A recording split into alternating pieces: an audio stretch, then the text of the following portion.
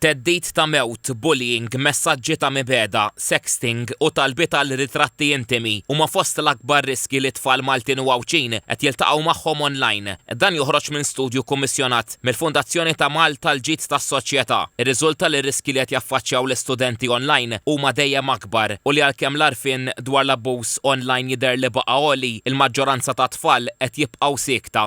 Huma aware tal-għajnuna u s-support li hemm però inqas qed ifittxu għaw. Dik hija waħda mill-affarijiet illi ħarġet minn dan l-istudju u aħna rridu nifukaw fuqha biex il-policies allura li nagħmlu ikunu iktar targeted skont l-età. Ftit aktar minn nofs l-istudenti irċevew messaġġi online mhux mixtieqa jew mhux xierqa. Il-biċċa l-kbira mingħand xi ħadd li ma jafuhx. Il-ħin quddiem l-iskrin żdied fost adolescenti akbar fl-età. WhatsApp baqgħet l-aktar pjattaforma użata mit-tfal, segwita mill-logħob online u l-email. Ħareġ li tfal għadhom jassoċjaw l-abbuż online l-aktar mal-bullying. Indikaw li dan iseħħ l-aktar bil-mezzi soċjali u l-logħob fuq l-internet. Indirizzat il-konferenza fost l-oħrajn il-fundatur tal-Fondazzjoni ta' Malta l-ġid tas-soċjetà, l-eċċellenza tagħha l-President Emeritu Mary Louise Colejro Preca. Innotat li s-sejbiet juru biċ-ċar li l-arfin waħdu mhux biżżejjed. Dwar il-Green Paper fuq il-medja soċjali f'pajjiżna qalet li ma temminx fiċ-ċensura bħala risposta faċli għall-isfidi tad-dinja diġitali.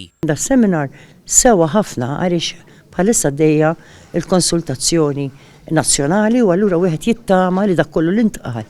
Ix-xogħol li sar permezz tal-eżerċizzju statistiku nazzjonali jittieħed kollu konsiderazzjoni. Il-Ministri Michael Falzon u Jonathan Attard indikaw l-infurzar u l-iżvilupp kontinwu fost l-isfidi ewlenin fis-settur. Minkejja dan qalu li pajjiżna qatt ma qatt lura milli intervjeni, inkluż fid-diskussjoni li qamet dan l-aħħar dwar id-deepfake. Min-naħa tagħha, is-Segretarju Parlamentari għall-Ugwaljanza u r-Riformi Rebecca Buttigieg uriet ruħha fiduċjuża lil konsultazzjoni pubblika dwar ir-riforma fil-medja soċjali sa twitti d-direzzjoni għall-azzjonijiet u l-miżuri ta' prevenzjoni u protezzjoni għal minuri u l-persuni vulnerabbli.